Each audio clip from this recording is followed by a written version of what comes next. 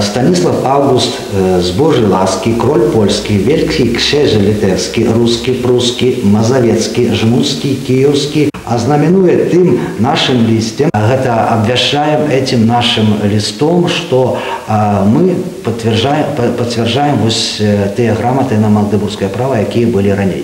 Упершыню магдебургскім правам Пінск надзяліў яшчэ Стэфан Баторый у 1581 годзе.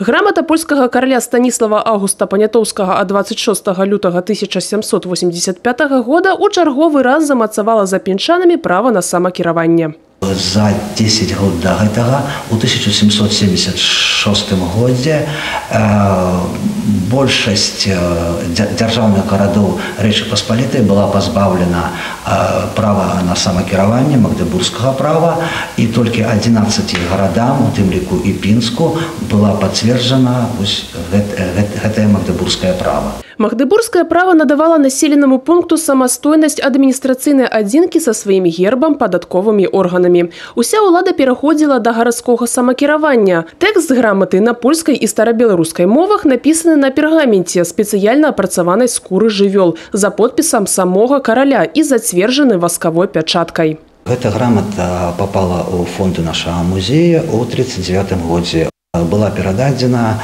начальникам фінансавага аддзела часовага ўрада ў Пінску. Наведаць выставу аднаго экспаната жыхары сталіцы Палесія і госці горада могуць толькі на працягу тыдня. Марыя Кобіс, Дзіяна Мішчук, Александр Дзячэнка, тэлерадыёкампанія «Брэст».